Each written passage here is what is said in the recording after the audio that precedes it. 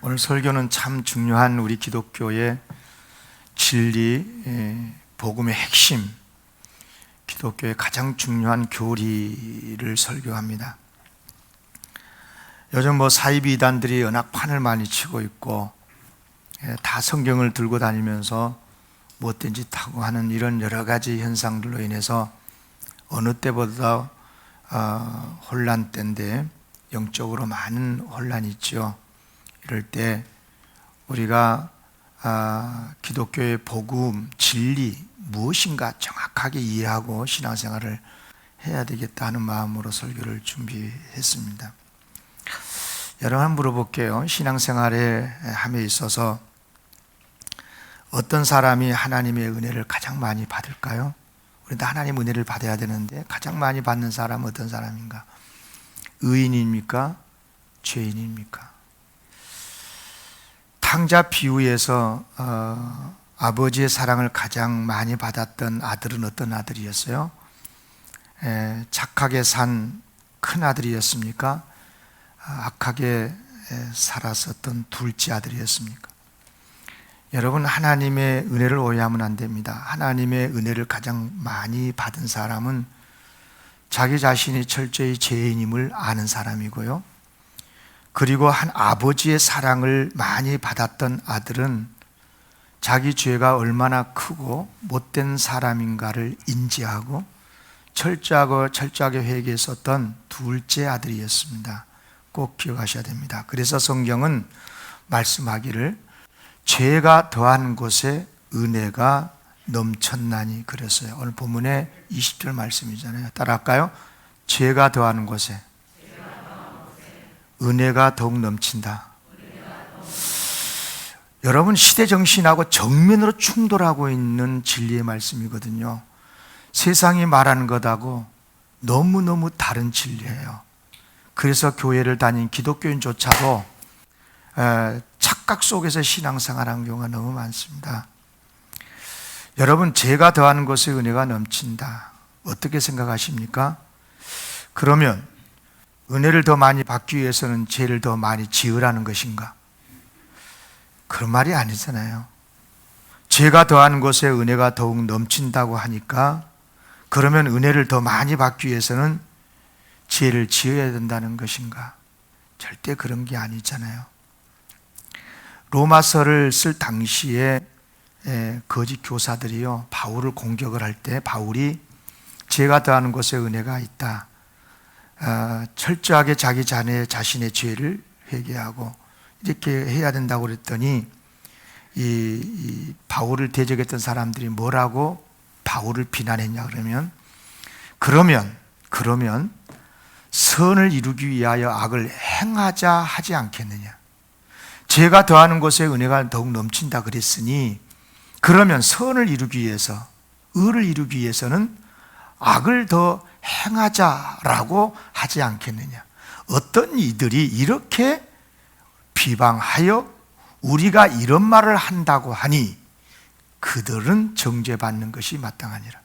바울은 지금 죄를 더 짓자, 하나님의 은혜 받기 위해서, 은혜가 풍성하는 곳에는 죄가 있는 곳이다 그러지 않냐. 그러니까 죄를 짓자, 그런 말이 아니라는 거죠. 그렇게 이해하면 안 된다는 거예요. 바울은 절대 그렇게 가르치지 않았습니다. 사실요, 은혜를 받기 위해서 죄를 지어야 된다는 것은 궤변이고요, 지금의 구원파가 가르치는 진리의 키입니다. 이게요. 여러분, 구원파를 왜 우리가 이단이냐 그러면은요, 여러 가지 이유가 있잖아요. 권신찬, 유병원, 박옥수 다 이단들이거든요. 이들이 말하는 구원파의 핵심 진리는 뭐냐 하면, 이들은 복음을 말할 때 뭐라 그러냐면 은혜를 받기 위해서, 우리가 은혜를 받았는데 그러니까 죄를 지어도 된다는 거예요. 왜? 죄가 많은 곳에 은혜가 넘친다고 그랬으니까. 바울을 비난하듯이, 비난하는 그 비난의 내용처럼 그렇게 하잖아요. 이건 이단이나 하는 말이잖아요. 절대 그렇지 않아요. 오히려 성도는요, 최선을 다해서 죄를 짓지 않아야 되고요. 이건 올바른 신앙이죠. 그러면 이제 죄가 더하는 곳에 은혜가 더욱 넘친다는 말씀은 무슨 뜻일까? 두 가지 뜻이었어요. 다 같이 읽겠습니다. 시작. 사람이 아무리 많은 죄를 지어도 하나님의 은혜와 사랑은 항상 더 크다. 아멘. 그러니까 어떤 죄라도, 어떤 큰 죄라도 다 용서하실 수 있는 능력, 속죄의 능력, 죄 용서의 능력이 예수님의 십자가의 사랑이라는 거예요. 은혜라는 거예요. 아멘. 그러니까 예수님의 십자가의 은혜로 용서받지 못할 죄가 없다. 아무리 큰 죄라도 다 용서받을 수 있다라고 하는 뜻인 거죠. 여러분, 예수님의 가르치신 비유 중에 두 사람의 빚진 자의 비유가 있어요. 누가복음 7장에 나오는데요. 한 주인에게 50데나리온의 빚을 졌고 또 한 사람은 500데나리온, 10배나 더 많은 빚을 진 사람이 있는데 둘 다 갚을 능력이 없어요. 그래서 마음 착한 주인이 둘 다 탕감을 해 주었어요. 그러면 누가 더 큰 은혜를 받은 것이에요? 당연히 500데나리온에 빚진 사람이겠죠. 무슨 뜻이에요? 무슨 말입니까? 주님의 같은 은혜를 입었어도 더 큰 죄를 지은 사람이 더 큰 은혜를 깨닫는 거죠. 그렇지 않습니까? 죄가 아무리 커도 주님의 은혜는 더 크게 임하게 됨으로 해서 다 용서가 되기 때문에 그렇습니다. 우리 크게 따라할까요? 하나님의 은혜와 사랑은 항상 더 크다. 아멘. 죄가 크다 많다 하지만 그 모든 크고 많은 죄들보다 그 죄의 권세보다도 하나님의 사랑과 은혜는 항상 더 커서 모든 걸 다 용서할 수 있고 덮을 수 있고 해결해 주실 수 있다는 거예요. 할렐루야. 아멘. 두 번째, 죄가 더한 것에 은혜가 넘친다는 말은 무슨 뜻이냐면 자기 죄를 철저히 깨달을수록, 자기 죄가 얼마나 잘못된 죄인가를 철저히 깨달을수록 하나님의 은혜와 사랑을 더 많이 알게 된다, 그런 뜻이죠. 여러분, 그렇지 않겠어요? 주님의 같은 은혜를 입었어도요, 자기 죄가 작다고 생각한 사람은요, 용서해 주시는 그 주님의 은혜를 크게 느끼지를 못하잖아요. 그렇지 않잖아요? 그렇지 않습니까? 여러분, 병원의 의사가 내가 감기 정도 걸려갖고 병원에 갔어. 근데 약을 제조해주고 주사막 맞으니까 나았어. 그 의사를 명의라 그러겠어요? 그런데 죽을 암으로 인해서 병원에 갔는데 이분이 수술을 잘해가지고 내가 완치가 됐어. 그러면 그 의사를 뭐라 그랬어요? 명의라 그러지 않겠어요? 같은 병을 치료해 줬더라도 다르다 그 말이에요. 죄도 마찬가지예요. 주님의 같은 은혜를 입었어도 자기 죄가 작다 생각한 사람은 용서에 대한 감격이 작을 수밖에 없지 않겠어요? 그러나 반대로 자기 죄는 정말 큰데, 내가 봐도 내가 정말 몹쓸 사람인데 그런데 그런 죄라도 용서해 주시는 주님의 사랑의 은혜를 알게 된다면 얼마나 고맙게 생각하고 얼마나 더 큰 은혜 의식으로 감사 감격을 하겠습니까? 여러분, 지금 우리는 사순절을 보내고 있는데요, 사순절이라는 것은 주님의 십자가의 사랑과 은혜를 더 깊이 체험하는 기간이겠잖아요. 그러니까 주님의 십자가의 은혜를 생각하면서 우리가 사순절을 보내게 되는데, 그러면 주님의 은혜와 사랑을 더 많이 체험하기 위해서 죄를 지어야 되는 겁니까? 그런 말은 아니잖아요. 나 같은 죄인을 용서해 주신 하나님의 사랑을 더 많이 실질적으로 체험하고 싶어가지고 죄를 지어야 되는 것입니까? 죄를 지어도 되는 것입니까? 그렇지 않아요. 우리는 이미 정말 더 이상 받을 필요가 없을 만큼 많고 큰 주님의 은혜를 받았고요, 정말 많은 죄 용서받았고 구원받아서 하나님의 자녀가 돼서 살고 있어요. 이 세상에 살고 있으면서도 하나님의 복을 누리면서 살다가 천국에서는 영생을 누릴 거예요. 여기에 더 무슨 큰 은혜가 필요하겠어요? 축복합니다. 이 사순절에 정말 주님의 십자가 은혜 사랑을 깊이 체험하기를 원하신다면, 정말 나 같은 죄인이 지금까지 받은 주님의 그 사랑, 그 은혜가 얼마나 큰지를 깨닫는 그런 사순절이 되시기를 기원해요. 사실 지금까지 우리가 받은 하나님의 은혜 사랑 이루 말할 수 없어요. 그럼에도 좀 더 많이 주님의 사랑과 은혜를 깊이 체험하고 싶다면,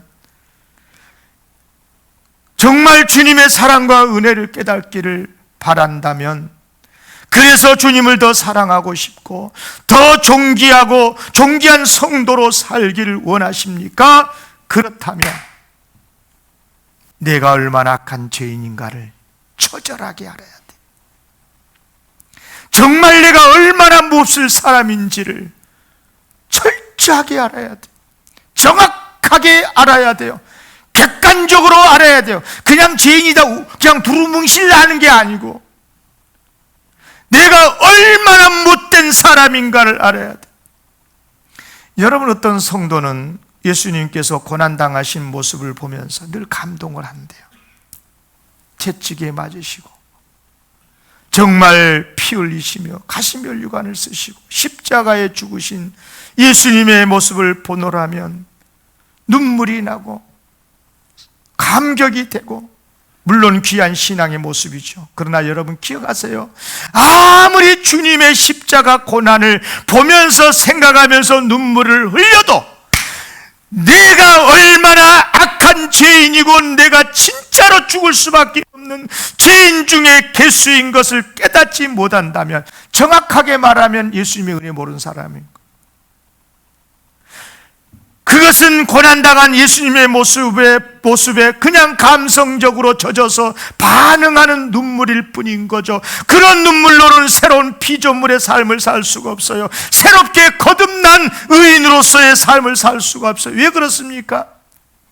여러분, 주님의 십자가를 보면서 내가 정말 죽을 죄인이었는데 나 같은 죄인을 구원해 주시기 위해서 저렇게 십자가에 죽으셨나? 주님의 그 크신 은혜가 내 때문이었네. 내가 죽어야 되는데 주님께서 대신 죽으셨네. 이것을 생각하면서 가슴을 치고 얘기할 때, 그럴 때 성령이 역사하시고 내 안에 주님의 은혜가 체험되게 되는 줄로 믿습니다. 이런 체험이 있어야 주님을 진짜 사랑하게 되고 주님을 위해서 사는 참된 성도가 되는 줄로 믿습니다.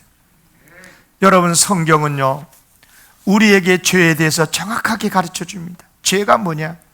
두 가지로 가르쳐 줍니다. 하나는 원죄란 게 있다, 또 하나는 자범죄가 있다. 정확하게 오늘 12절에서 말씀합니다. 여기에는 원죄도 있고 자범죄도 있습니다. 다 같이 읽어보겠습니다. 시작. 그러므로 한 사람으로 말미암아 죄가 세상에 들어오고 죄로 말미암아 사망이 들어왔나니 이와 같이 모든 사람이 죄를 지었으므로 사망이 모든 사람에게 이르렀느니라. 한 사람으로 말미암아 죄가 세상에 들어왔대요. 무슨 뜻입니까? 하나님께서 처음 사람을 창조하실 때는요 세상에 죄가 없었어요.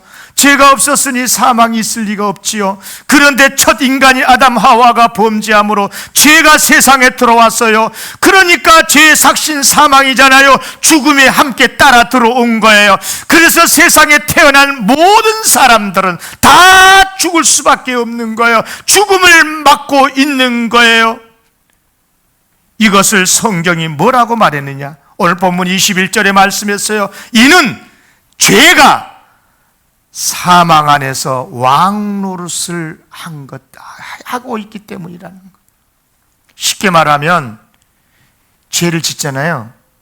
그러면 죄란 놈이 내 안에서, 인간 안에서 사망이라고 하는 무기를 가지고 왕노릇을 한 거예요. 네 죄를 알렸다. 너는 죽일 놈이야. 너는 죽어야 돼.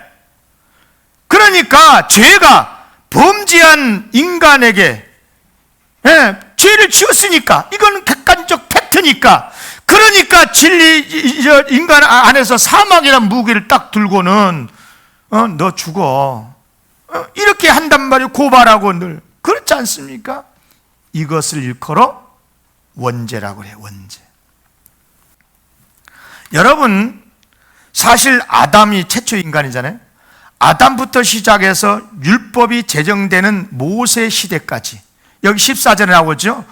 아담으로부터 모세까지 사람들은요 율법을 받기 이전의 사람들이잖아요. 그러니까 율법을 어긴 적이 없어요. 율법이 없었으니까 그때까지는. 그렇다고 해서 아담과 하와 말고는 다른 사람들은 선악과를 따먹은 것도 아니에요. 그런데 다 죽었어요. 다 죽었잖아요. 왜 죽었습니까? 무슨 죄로 죽었습니까?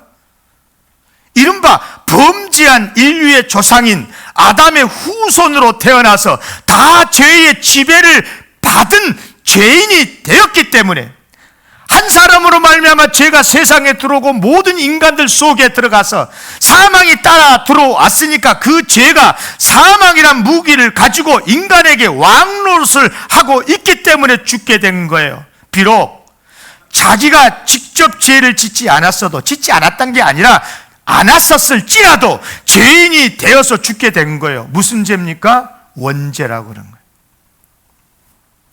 그래서 우리는 다 원죄로 죄인이 된 거죠. 그런데 여러분, 인간에게 원죄만 있습니까? 그렇지 않아요. 모든 사람은 죄인이 여기에 자기 스스로 죄를 짓는 자범죄를 짓고 살아요. 12절 하반절에 이렇게 이 하반절에 이렇게 말합니다. 이와 같이, 앞에 원죄를 말하고 이제 이렇게 설명합니다. 이와 같이, 이처럼 모든 사람이 죄를 지었으므로 사망이 모든 사람에게 이르렀느니라. 그러니까 사람이 죽는 것은 뭐냐면, 조상이 아담이 지은 원죄 때문만이 아니고 그로 인해서 이 세상의 죄가 흘러 들어왔고 내 안에 들어왔고, 이 죄가 사망이라고 하는 무기를 가지고 내 안에서 왕노릇을 하고 있기 때문에 죄를 지을 수밖에 없고 자신이 직접 지은 죄 때문에 죽는다는, 이걸 자범죄라고 그래요. 나는 죄 짓지도 않았는데 조상 잘못 만나갖고 조상의 원죄 때문에 죽는다. 여러분, 물론 완전히 틀린 말은 아니에요. 그러나 여러분, 조상 아담이 지은 죄 때문만에 죽습니까? 그거로도 죽지만 자신이 지은 죄 때문에 죽어요. 여러분은 여러분 자신을 어떻게 생각합니까? 굉장히 중요한 질문입니다. 여러분들은 죄인입니까? 아니면 죄인이 아닙니까? 여러분, 철저하게 우리는 죄인인 거예요. 원죄적 차원에서도 죄인이고 자범적 차원에서도 죄인이에요. 여러분, 솔직히 우리 많은 죄 짓고 살지 않아요? 다른 분 이야기하지 맙시다. 다른 성경 인용하지 맙시다. 예수님께서 하신 말씀만 인용해 봅시다. 예수님께서 우리에게 뭐라 주시라 하십니까? 여러분, 여기에 걸려들지 않는 사람 한 사람 있습니까? 형제에게 화를 내는 사람마다 심판받는데, 형제에게 노하는 사람마다 심판을 받는데, 욕만 해도 공회에 잡혀가고, 형제를 위해서 야 이 미련한 놈아 라고 말을 해도 지옥불에 던져진대. 예수님 말씀입니다. 마음속에 음욕만 품은 것만으로도 간음죄를 지은 거래요. 그렇다면 여러분, 이 세상에 사는 얼마나 많은 사람들이 정말 많은 죄를 짓고 사는 것 아니겠어요? 그래요. 우리 다 조상의 지은 원죄 때문만이 아니라 내가 지은 생각의 죄, 정신의 죄, 언어의 죄, 삶의 죄 때문에 고통을 당하고 죽는 거예요. 여러분, 여기에 우리의 고민이 있는 거예요. 자, 보세요. 내가 왜 이렇게 계속해서 죄를 짓고 살지? 나는 정말 죄 안 짓고 싶은데 내 의지와는 달리 왜 죄를 짓고 삽니까? 왜 내가 악한 생각을 하면서 사는 것인지, 그 이유를 알고 싶은 우리에게 하나님께서 로마서를 통해서 정확하게 가르쳐 주시는 겁니다. 그것 왜 그런 줄 아니? 바로 원죄 때문인 거야.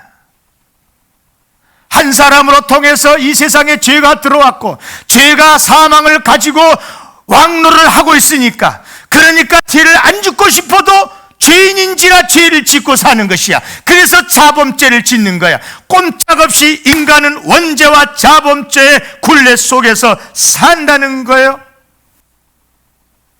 그게 오늘 본문 말씀 12절 다시 한번 보세요. 이 말씀을 주목해서 보세요.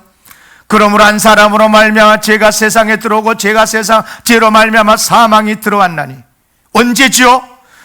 이와 같이 모든 사람이 죄를 지었으므로 사망이 모든 사람에게 이르렀느니라. 모든 사람, 외가 하나도 없다. 모든 사람은 다 원죄 안에 있으면서 동시에 자범죄를 짓고 사는 일로 인해서 사망에 이르렀다는 거예요. 피해갈 사람 어디 있습니까? 그래요, 제가 왕 노릇을 하고 있는 거예요. 얼마나 비참한 인간의 실상입니까?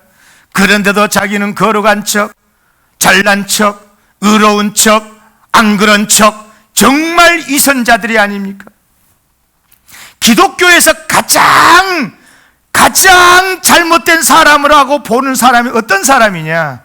죄인이 아니고요, 자기 죄를 깨달지 못한 채로 자기는 의롭다고 생각하고 남들을 정죄하고, 그래서 예수님이 이 세상에 계실 때 가장 경계했던 사람들이 다른 사람이 아니에요, 바리새인들이었었어요. 사랑하는 성도 여러분, 그러면 어떻게 해야 이런 죄의 사슬에서, 죄의 굴레에서 벗어날 수 있을까? 오직 예수 그리스도를 믿음으로만 가능한 줄로 믿습니다. 여러분, 절대로 기억하세요. 내 힘으로 죄의 굴레에 벗어나지 못해요. 예수님께서는 우리를 죄에서 구원해 주시되 아담과 정반대의 모습으로 구원을 해 주셨는데요. 자, 보세요.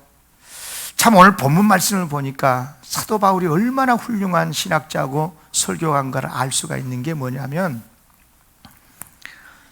이제 우리가 예수 그리스도의 십자가를 이야기를 하면서 예수 그리스도의 십자가의 은혜로 믿음으로 우리가 구원을 받는다, 죄의 굴레에서 벗어날 수 있다, 이렇게 말하면 될 건데, 사도 바울은 오늘 본문에 보면 그렇게 설명을 하지 않고 뭐라고 말하냐 하면, 완전한 순종으로, 예수 그리스도께서 완전한 순종으로 완전한 의를 이루셨다는 거예요. 다시 말해서 하나님께서 세상에 보내신 목적이 있잖아요. 예수님 보내신 목적이, 그 목적이 뭐예요? 하나님의 어린 양이다 너는. 예수님 보고 하는 이야기죠. 너는 하나님의 어린 양이야. 그런데 너는 십자가에 죽어서 모든 인류의 죄를 다 짊어지고 너 십자가의 어린 양으로 죽어, 십자가에 달려 죽어, 그러므로 인해서 구원의 역사를 이루어, 그렇게 함으로 어떤 죄인도 예수 그리스도를 믿음으로 죄에서 구원받게 해. 그런데 예수님께서 완전한 순종으로 십자가를 지셨고 완전한 순종으로 하나님의 의를 이루신 거예요. 그러니까 예수님은 십자가에 죽으시고 그리고 부활하심으로써 영원한 생명을 우리 인류에게, 죄인들에게 주신 것이죠. 중요한 것은 그 예수님을 믿으면 예수님의 의가 우리 안으로 정가가 돼서 우리 안에 영원한 생명이 이루어진다는 거예요. 아멘. 그 말씀이 19절 말씀이에요. 19절 다 같이 읽겠습니다. 시작. 한 사람이 순종하지 아니함으로 많은 사람이 죄인 된 것처럼, 여기까지.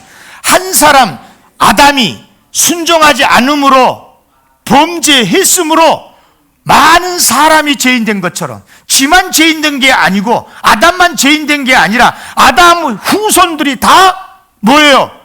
죄인이 돼버린 것처럼. 그 다음에 시작. 한 사람이 순종하심으로 많은 사람이 의인이 되리라. 예수 그리스도께서 순종하심으로 십자가에 죽으셨으므로 그 십자가를 믿는 많은 사람들이 의인이 되게 했단 말이에요. 할렐루야. 순종과 불순종이 이처럼 죽음과 생명으로 갈라놓은 이 놀라운 역사가 됐다는 거예요. 여러분, 참으로 중요한 말이에요. 아담의 죄가 우리에게 전가된 것은 이 땅의 모든 사람들이 아담의 후손이기 때문이고, 그러면 예수님의 의는 우리에게 어떻게 전가가 되느냐? 모든 사람이 다 예수 후손은 아니잖아요. 그러나 예수님을 나의 주님으로 믿으면, 예수님께서 나 같은 죄인을 용서해 주시고 처리하기 위해서 십자가에 죽으셨음을 믿으면 죄 용서받고 하나님의 백성이 되는 거죠. 왜? 예수님의 의가 내한테 전가가 되기 때문에. 그래서 예수님을 믿은 사람만 구원을 받는 거예요. 할렐루야. 여러분요, 정말이지 꼭 기억하셔야 될 게, 예수님의 의를 전가받지 않으면 누구라도 죄에서 벗어날 수 없어요. 이것은 얼마나 큰 죄 지었냐, 작은 죄 지었냐, 죄의 경중을 말하고 있는 게 아니에요. 크든 작든 간에 죄가 어떤 죄라도 죄의 권세에서 벗어날 수 있느냐 없느냐의 문제예요. 어떤 경우라도 예수를 믿지 않으면 큰 죄가 됐든 작은 죄가 됐든 죄에서 벗어날 수 없다는 거예요. 왜? 한 사람 곧 아담의 후손, 아담 때문에 그 후손으로 태어난 모든 사람은 죄의 지배를 받고 있어요. 죄가 사망을 가지고 왕노릇을 하고 있기 때문에. 그런데 예수를 믿으면 예수님의 의가 힘입게 되어져서 예수님의 의가 우리 안에서 왕노릇을 하게 되므로 예수님의 완전하신 의로 말미암아 우리가 죄를 이기고 의롭게 살게 되는 거예요. 할렐루야. 근데 여기에서 사도 바울이 정말 중요한 말씀을 하고 있습니다. 우리가 예수님의 의인이 된 것은, 예수님의 의가 우리 안에 전가된 것은 전적으로 예수님의 은혜거든요. 하나님의 사랑이잖아요. 그러니까 우리의 의가 왕노릇을 하기 위해서는, 우리가 의로 왕노릇을 하기 위해서는 먼저 예수님의 은혜가 내 안에서 왕노릇하고 있다는 것을 알아야 돼. 내가 의를 행해서 의인이 된 게 아니고 예수님의 은혜가 내 안에서 왕노릇을 해야 하나님의 은혜다. 하나님의 은혜로 내가 제 용서를 받았다. 이렇게 하나님의 은혜가 내 안에서 왕노릇을 해야 한다는 거예요. 이게 바로 21절 말씀이에요. 다 같이 읽겠습니다. 시작. 이는 죄가 사망 안에서 왕노릇을 한 것 같이 은혜도 또한 의로 말미암아 왕노릇을 하여 우리 주 예수 그리스도로 말미암아 영생에 이르게 하려 함이라. 아멘. 죄가 사망 안에서 왕노릇을 한다고 했잖아요. 그런데 우리가 예수님의 십자가의 은혜로 예수님의 은혜를 입으면, 예수님의 의를 입으면 더 이상 죄가 내 안에서 왕노릇을 이제 하지 못하거든요. 왕노릇을 못해요. 죄가. 왜냐? 예수님의 의가 우리한테 전가가 됐기 때문에 죄가 권세를 더 이상 못 부려요. 너 죄를 알렸다 할 수가 없어요. 왜? 예수님의 의가 내 안에 전가가 됐기 때문에. 그런데 예수님의 십자가 능력으로 죄와 사망의 권세가 다 무너져 버렸어요. 그런데 이것을 어떻게 알 수 있느냐는 거예요. 주님의 십자가의 은혜가 내 안에서 왕노릇을 하기 때문인 거예요. 그래서 은혜를 받아야 되는 거예요. 그래서 예수님의 은혜가 내 안에서 충만해야 돼요. 은혜가 충만하다는 것은 뭐냐? 나 같은 죄인을 구원해 주셨나이까? 이것을 철저히 아는 거거든요. 그래서 은혜가 충만하면 충만할수록 예수님의 의가 내 안에서 더욱 왕노릇을 해서 내가 바르게 살 수밖에 없게 되는 거예요. 아멘. 여러분, 죄라고 하는 반대말이 의잖아요. 그런데 죄가 우리를 지배했다가 이제 예수님의 능력으로 말미암아 쫓겨났잖아. 그러면 누가 우리 안에서 지배한다고 해야 되는가요? 의가 우리 안에서 지배해야 된다고 말해야 되잖아요. 예수님의 의가 우리를 지배하는 거예요. 그런데 문제는 뭐냐면 내 힘으로는 그 의를 행할 수가 없다는 거예요. 예수님의 은혜로만 의를 행할 수 있거든요. 내가 의를 행하여 의로워진 게 아니라 예수님의 은혜로 의를 힘입어서 의를 행한 거거든요. 아멘. 그래서 예수님의 은혜가 충만해야 바르게도 살고 하나님께 영광을 돌리게 되는 줄로 믿습니다. 하나님의 은혜로, 하나님의 은혜로 이 쓸데없는 자가 하나님의 구원의 자녀가 됐습니다. 할렐루야. 그래요. 감사하게도 주님의 은혜가 내 안에서 왕노릇을 하고 있으므로 이제 우리도 주님의 은혜로 이 세상에서 왕노릇을 하는 거예요. 얼마나 감사한지요. 그러니까 이런 말이에요. 예수님의 은혜는요, 죄인이 용서받고 죄를 용서받고 의인으로 인정되는 정도가 아니고 이제는 예수님의 은혜로 말미암아 나로 하여금 의로 왕노릇을 하도록 해주는 거예요. 죄를 이기게 해주고 예수님의 의로 왕노릇하는 삶을 살게 되는 거예요. 그러니까 예수님께서 주시는 생명만 받는 게 아니고 예수님 안에서 이제는 생명으로 왕노릇까지 하는 거예요. 이게 17절 말씀, 17절. 다 같이 읽겠습니다. 시작. 한 사람의 범죄로 말미암아 사망이 그 한 사람을 통하여 왕노릇하였은즉 더욱 은혜와 의의 선물을 넘치게 받는 자들은 한 분 예수 그리스도를 통하여 생명 안에서 왕노릇하리로다.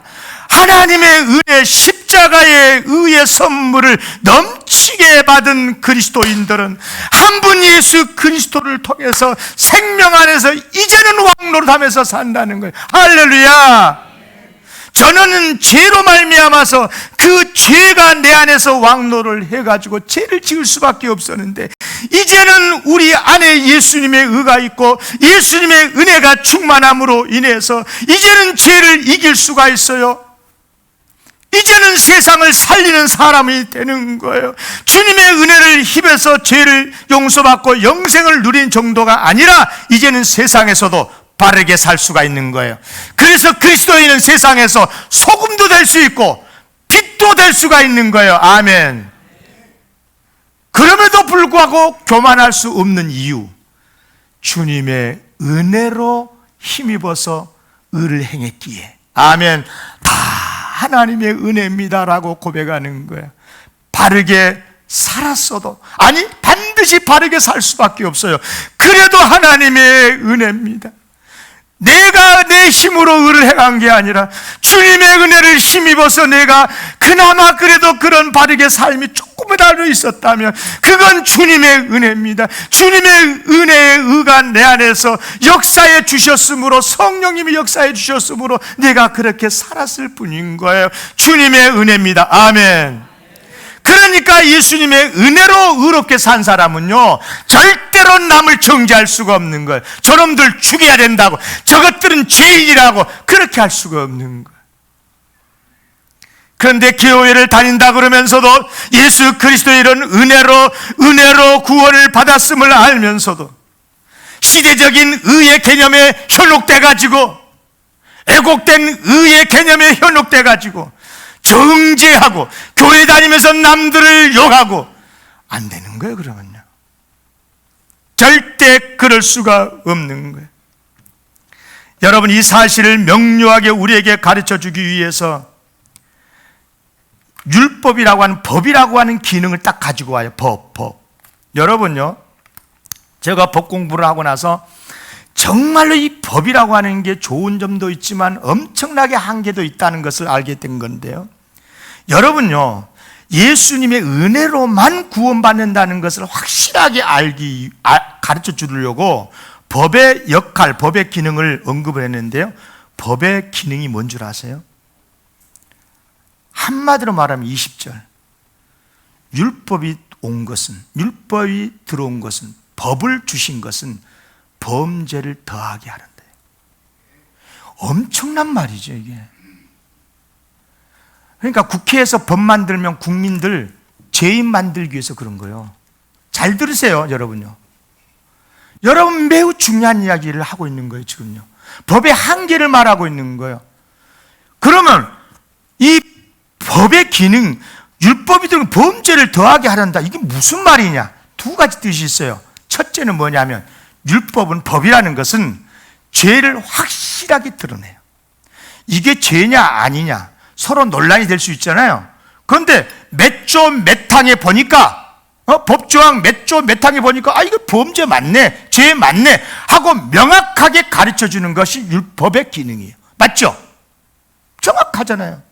그러니까 율법이 구원해 준 게 아니라 정확하게 너 죄 맞거든, 너 죄 지었거든, 이것을 드러내 주는 거야.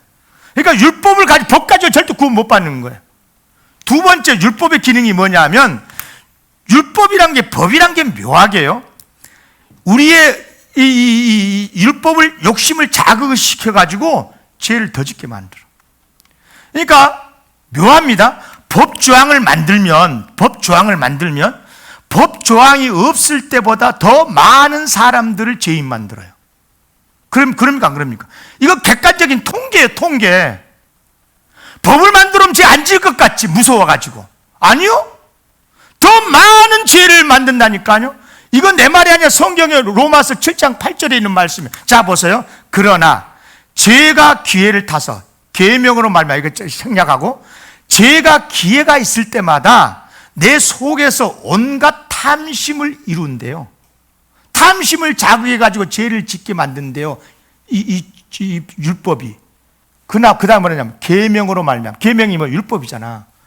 그러니까 죄가 기회가 있을 때마다 율법을 이용해가지고 내 속에서 온갖 탐심을 이루게 만든다는 거예요. 그런데 어떻게 율법이 우리를 구원합니까? 여러분, 그런데도 법이 우리를 구원한다고요? 법을 만들면 국민들이 죄를 안 짓는다고요? 착각하지 마세요. 제발 국회의원들께서는 국민들을 이렇게 통제하기 위해서 법 만들려고 하지 말고 자기들이나 죄를 안 짓게 하기 위해서 자기들이나 좀 죄 안 지으려면 자기들을 구속하는 법이나 좀 만들었으면 좋겠어. 맞잖아요. 이게 성경적으로 맞는 거거든요. 여러분, 정말 법은 우리를 구원하지 못한다니까요. 법을 지켜서 구원받으려고 하면 더 파멸이 이를 뿐인 거예요. 구원은요, 오직 예수님의 은혜로만 받아요.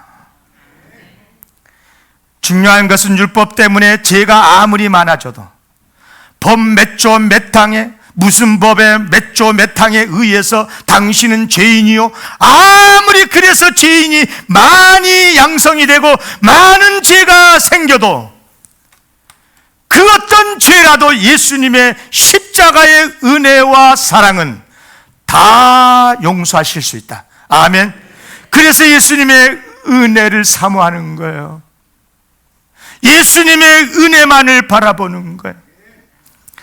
그래요, 예수님의 은혜로 모든 죄를 용서받을 뿐만 아니라 이제는 죄의 세력을 물리치고 이제 하나님의 자녀로서 세상을 의로 다스리고 하나님의 뜻을 이루어가면서 세상도 구원하고, 이것이 성도들의 사명인 줄로 믿습니다. 말씀 마칩니다. 진심으로 축복하면서 선언합니다. 선포합니다. 하나님의 사랑으로만 구원받습니다. 예수님의 십자가 은혜로만 구원받습니다. 구원받을 뿐만이 아니라 예수님의 은혜로 우리가 세상에 바르게 삽니다. 세상을 구원하는 사람이 될 수 있습니다. 이것을 알아야 바르게 하나님의 복음을 깨닫는 거예요. 여러분, 우리가 얼마나 비참한 죄인이었어요?